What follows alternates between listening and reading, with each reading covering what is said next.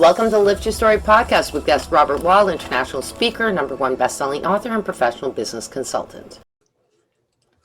Hi, everyone. I am LaurieAnn. I am that gal from Milton, Ontario, Canada, and I'm with... I am that guy. I am Roy Miller from Dallas, Texas. We'd like to welcome you to our Lift Your Story podcast. So in this podcast episode, we are really pleased to have Robert Wall with us. He's an international speaker, #1 best-selling author, and professional business consultant. Thank you, Robert. Lovely to see you again. Robert. Thank you. Thank you. Like I said, a wonderful opportunity to be on your podcast. Plus, we have some history together, and it's just really nice to see you guys again and to be able to share with you. So, Robert, you're a business consultant. Can you kind of tell us how you got started in that field? Yeah, absolutely. So it's kind of interesting. What do we have, about 2 hours? I think you guys are giving me to tell you about my story. Is that right?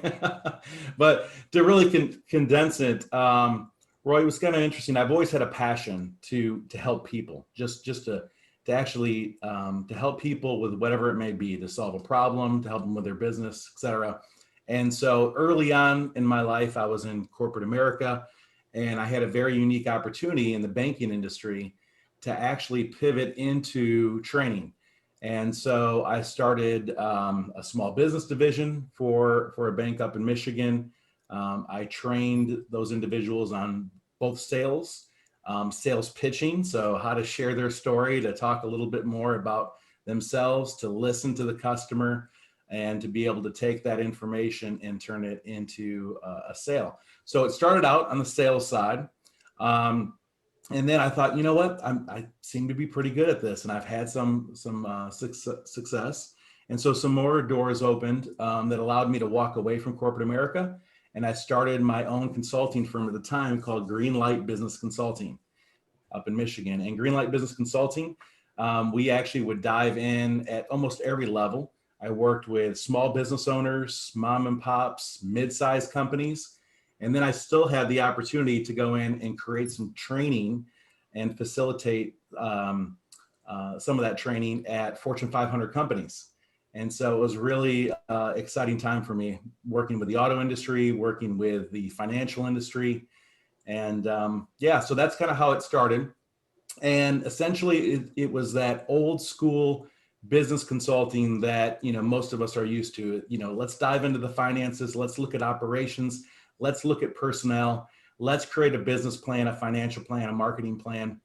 And that was kind of the roots of my earlier years until, and I say most recently, only because I've been doing this for 25 years now, but in the last 5 years, I really started to pivot into more of an online business consultant. Even though I'm still face-to-face with some brick and mortars, obviously I'm utilizing great tools like you guys are as well, to be able to reach out to even a broader market called the world. So that's what I'm currently doing. And I'm working on a couple of very exciting projects currently as well that I can talk about later. Okay. Well, I know you were doing some coaching for people in Australia.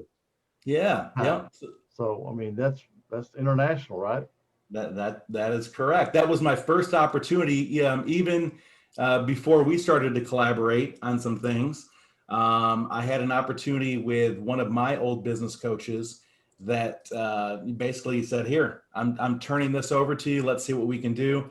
And I ended up growing it from that particular group. It was a small group, but it was, we started out with 5 members and ended with 25 paid members. And so it actually was a very solid group in Australia. I plan on doing business again in that area. I love the people. I love the opportunity. They seem to really embrace the entrepreneurial spirit. And hopefully we start seeing a lot more of that here in the United States as well. So, and Canada. I'm sorry, LaurieAnn, and Canada.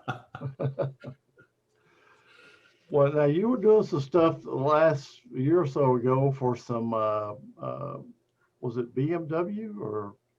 Right. So I've done some training curriculums for BMW, both from the technical side and still yet this would be more indirect, but on the sales side, working with other second tier companies that work with BMW. And so I've had great success with that company and many other tier one automakers. And so I've just used kind of my old engineering skill set, and I blended it in with some coaching opportunities and helping people actually kind of bridge the gap there, and working with, in other words, mom and pops that actually want to get into BMW and to provide a service. So. Yeah. The technical aspect's hard to do, isn't it? It is. And in fact, over this last year, I had to step away from some things, and maybe we can peel back layers on that later. But I just kind of step away and reevaluate my life. I think probably like most of us have in this last year. It's been quite a complicated and emotional year just all around for many of us. And so I started back into the technical side. In the last year, I went in as a partner and I started a manufacturing company kind of from the ground up, and it's very successful. But I'm also doing some other things with the community in regards to coaching and sales again. But yeah, so I got back into the technical side, and you're absolutely right, Roy. I think that's your background as well. Mm-hmm. It can be very tasking and many hours to put together those technical plans and to implement them. So. And if you're non-technical, it's really hard to try to convey the technical to the people that aren't technical. Absolutely.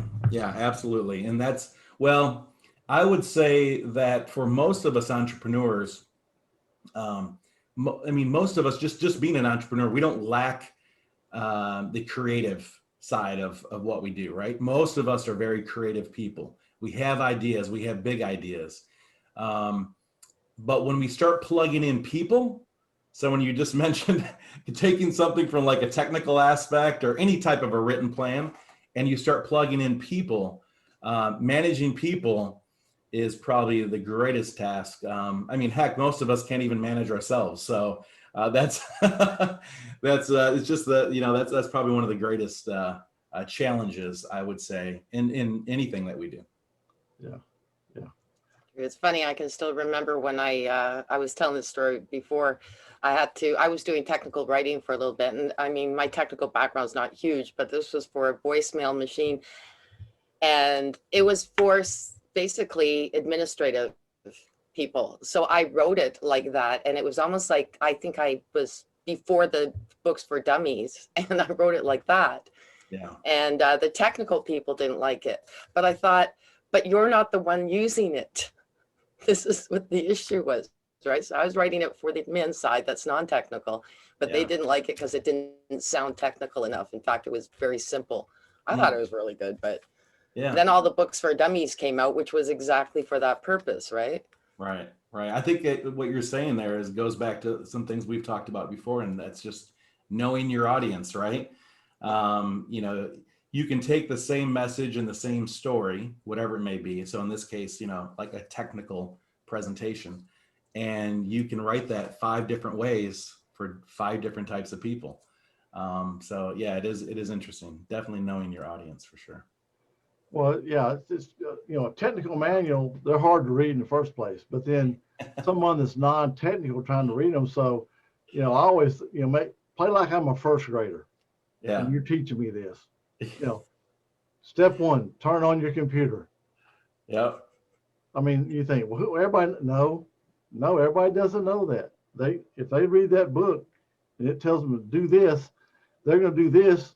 The computer may be off. Well, it says do this. So, you got. I'm always did stuff from the person's point of view. Mm-hmm. Mm-hmm. Yeah. Absolutely. Yeah. Right. The way a engineer digests information is going to be completely different than a salesperson, or even someone maybe that is, very creative, very artistic. They're going to look at something entirely different. So yeah, absolutely. And it's interesting because through my career, I'm kind of split down the middle. I have both of these things happening in my lives, which has been a great thing as far as my success and my journey. in life, but it's also been sometimes a negative thing because it's, you remember the old show, Herman's Head? That's me sometimes, right? I've got a panel of individuals in my head, and they don't always agree with each other. So, So during COVID, what was your real struggle, Robert? I mean, I had a lot of things going on, even just personally. It just seemed like, well, even like when I talk to other individuals, I think the most relatable thing is the fact that it wasn't just the disease itself, right? The pandemic itself. It was everything that actually, it was the trickle effect, everything else that happened from that. It created a very broad wave of anxiety and depression amongst individuals. And, my career, Roy and LaurieAnn, has always been, and you know this, it's always been helping others, right? And so when I started to myself deal with some of the same issues that some of my own clients have, deal with in life, some of those those roadblocks, it was just amplified. I had clients that were no longer able to either afford, or they weren't motivated to go forward with certain things that we were working on project wise. I myself, like I said, personally, I was going through a lot of things. And so all of a sudden, I just felt my entire world collapsing around me. And obviously we don't have enough time on just this show to talk about all that. But, when I was in the midst of it, I really started to think, why me? How is this happening? I'm a person that's typically very much in control. I'm very motivated. I know exactly what I want out of, my life, let alone just some of my daily tasks. I love helping others. I'm a godly man. And so how are these things continuously, just kind of falling upon me? And it wasn't until, quite honestly, recently, coming into this new year, that I really had to kind of go back to some of the basics, right? To really do some soul searching, some of the same things that I've actually, asked clients to apply in their life and business. I had to do it to myself. And so I really stepped out of kind of big picture coaching for a little while, and really just started to work on me.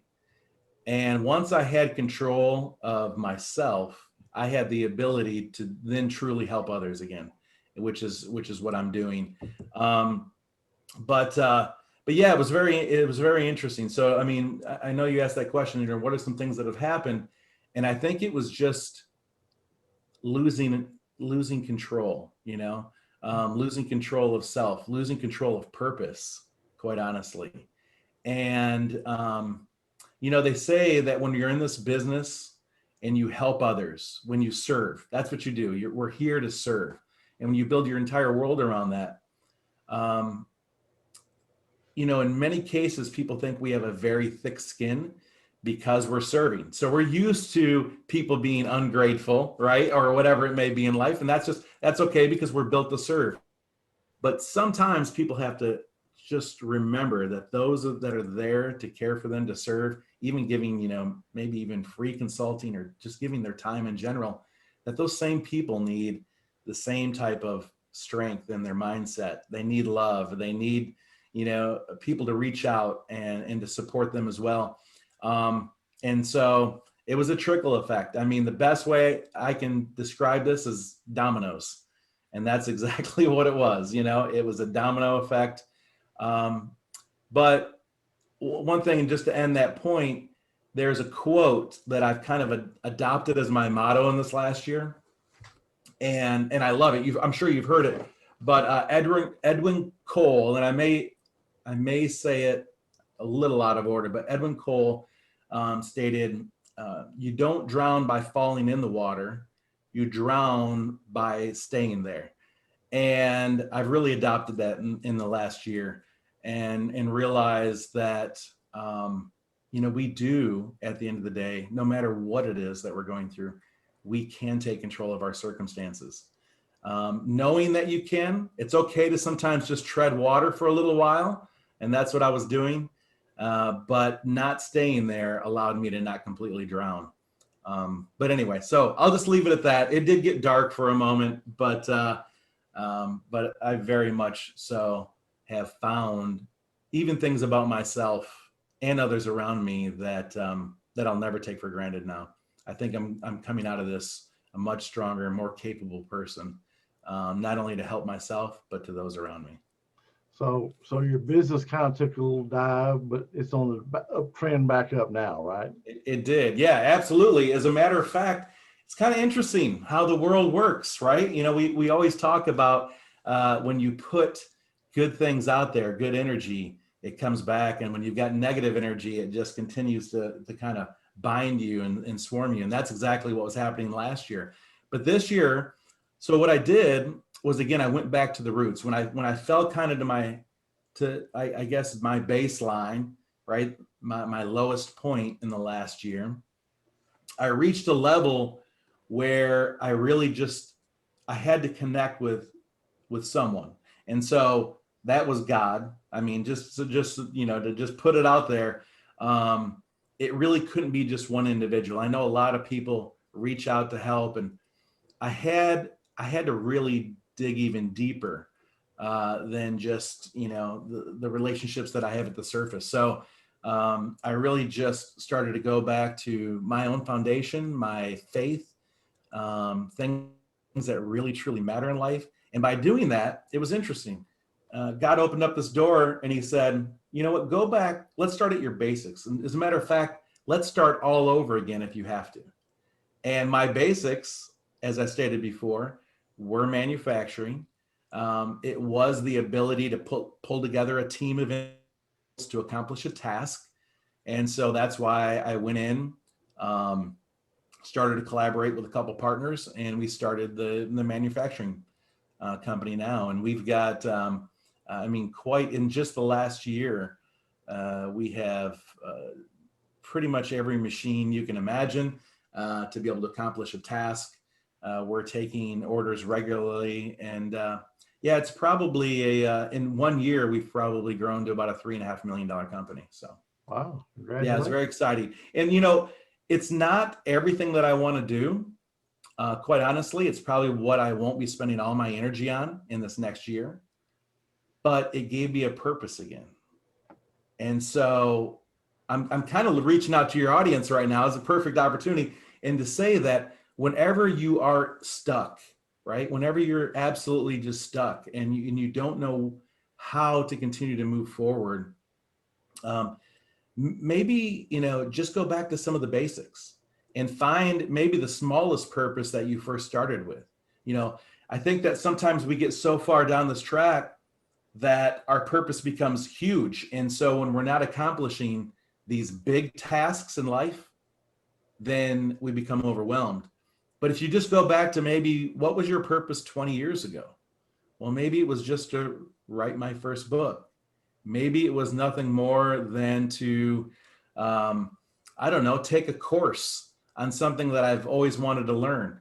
And so that's what I did. I kind of went back to the basics. God aligned me with a purpose. And then from there, and this is where I'm saying about energy coming back, from there, my phone does not stop ringing now with opportunities. And a lot of my old clients are coming back and saying, you know, hey, you've been on vacation way too long. We need you. And here you go. So, and so it's been beautiful. As a matter of fact, even LaurieAnn, you reaching out and saying, hey, you ever want to, you know, is it about time you get on our podcast? And I thought, wow, in the last 3 weeks during that period of time, I probably received a dozen phone calls just like yours saying, hey, let's get moving here. Let's do something. So I love it. I love it. And it's really allowed me to be humble, much more humble approach than I ever had before. So thank you. So are you speaking? Are you going to start to go speaking again? I know during COVID you couldn't, but I mean, is that something on your agenda? It is. And as a matter of fact, in a very big way, I'll just, you're the first podcast that I've actually dropped this name out at a local level. We're already been working on some things here. some things that I wanted to do 2 years ago, and now it's coming to fruition. And then I plan on taking it to a national and then global level.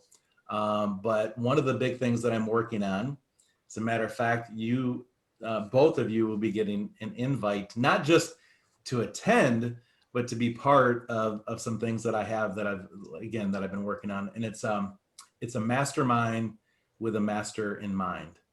It's something that has been really just tugging at my heart for a long time. It will be faith-based on every level, people from business owners to those that have overcome any type of trial and tribulation in life, maybe even death itself, and just helping people at every level. And so I think that the best way, and you know that I've always loved being part of masterminds, the best way that I can actually catapult myself back into this field is to give, glory and honor to the person that helped me back on my feet again. And so it's the mastermind with a master in mind. I like that. Yeah, that's great. It's funny, going back to that water thing just quickly, I was thinking it's not just staying there. I remember when I was 7, I almost drowned, but it wasn't from, it was from the panic. So had I just taken my time and tread water and come up and then make it to land. But when you start to panic when you're in the water is really ultimately what they say is how most people drown as well. Oh. And I can see that, because if you're in there long enough and you're not steady, you will start to panic. Yeah, it's like all those things, right? It's okay. What do they teach us in any type of swimming school, right? Or in my case, actually, I went to survival school. So it was like, okay, first thing, breathe, right? Gain your composure, look at your circumstances, things around you. And that's where things start to change. And you're absolutely right. Wow, we could take this analogy really far, LaurieAnn. That's perfect. It's like looking around you. You may see that there's a piece of driftwood over here that you can actually hold on to, but you wouldn't have seen it otherwise when you're actually in your panic state. So yeah, absolutely. Yeah. So tell us a little bit about your books. Now we're coming up to the end of the podcast, but may as well bring that up because I know you're #1 bestseller and you've got a couple of books out there. Yeah, so I've had some wonderful opportunities over the last 2 years in writing books. Obviously, LaurieAnn, you and I have had an opportunity, which by the way, we need to talk about that later, because I think it's time to amp that up. I think a lot of people out there need the information that we have. So anyway, I agree, and Roy contributed to it too. So there's 3 of us here. Yeah. Well, absolutely. Yes, absolutely. Yes. So obviously, and I think some of you guys have been part of the One Habit as well. Yes. Yeah. And so that's my most recent, piece that I collaborated with, more of a collaborative book. That's this one right here. It's a little plug, but so most of you know Sambliss and One Habit, but this was to thrive in a post-COVID world. And really what was great is when I wrote that piece, it was essentially just pushing forward, moving forward, staying motivated. And so it has very little to do with COVID itself, but more to do with the fact that, use COVID as the metaphor of anything in your life, anything that's actually held us back, anything that's changed our circumstances. And so that right there in itself is something that I'm really focused on. And I'm actually working on 2 more books that have kind of pivoted from that, entirely just books that I've, we're talking 25 years of information and things that I've wanted to put out there and get into the public's hands. I'm going to kind of do a full circle here real quick, but we first talked about in my early years, writing more of the technical aspect, writing from a training aspect, helping people, from coaching them into their business, into their models, etc. And I don't know, it just in these next couple of years, I really see me spending a lot of my time more in that spiritual realm, right? More in that philosophical realm, because so we've got this fundamental of coaching, but I'm really starting to look at the psychology of it more than anything. And, you know, we've talked about this before in the past. If your mind isn't right, if your heart isn't right, then nothing's right. And so I'm really spending some time just diving in. I'm starting to read books that I haven't even read in years, you know, going back to some of my old, you know, before it used to be Dale Carnegie type things, right? That was pretty much my formula for a lot of things in my earlier life. And now it's getting more into the Napoleon Hill stuff, going back to the real roots of, like, you know, Think and Grow Rich and some of the fundamentals that are there. And then really just peeling back the layers aside from business and just looking at it from a philosophical standpoint. If you don't mind, could I read something to you real quick? It's just because I have it here. I have it right here, and I build my entire day around it. But Napoleon Hill, right? He has 7 fundamentals in anything that you've ever read. So I don't know how much you've read of Napoleon Hill. It's kind of the basis for all of us, right? But the very first rule, and I don't need to go through all this, but I just want to read the very first rule, is to get along peacefully with others. And then the second one is to move forward with courage and determination. So just those 2 alone, and you know, we could talk about all the others, but those 2 alone, wow, how many people need that message, especially coming out of this last year? I know I needed the message, but those 2 things alone, getting along peacefully with others and then moving forward with courage and determination. And you can't move forward with courage and determination if you don't have a purpose, if you don't have a strong mindset, if you don't have a heart set knowing what that purpose is or what's your drive. So anyway, that's going to be me for the next couple of years. I hope that you guys can be a real big part of that. But yeah, I'm just, this is my year of gratitude. Just really being thankful for having life, because quite honestly, I didn't know what my life was going to look like not too long ago. And quite honestly, I didn't know if I was going to have a life. It was, you know, and so I'm building back stronger than I've ever been before. So Robert, how can our listeners reach out to you? Yeah, so there's a couple different ways. Robert Max Wall .youcanbook.me. So Robert Max Wall youcanbook.me. That would be the primary way, just so they can set an appointment up.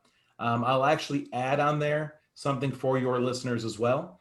And so I can give them an ebook that I actually have, a little piece that I put together throughout this last year. I'll give that to them for free. And then I'll actually do any type of free consultation just to be able to talk to them and to find out what it is that's going on in their life and how I can help them, or maybe how someone else that I know is equipped to help them.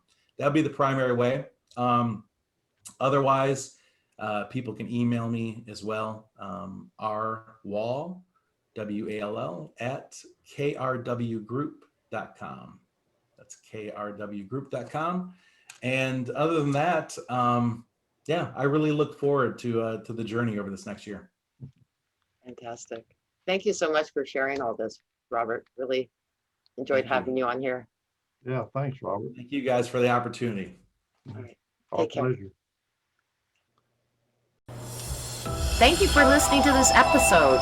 Be sure to visit us at lifterstory.com.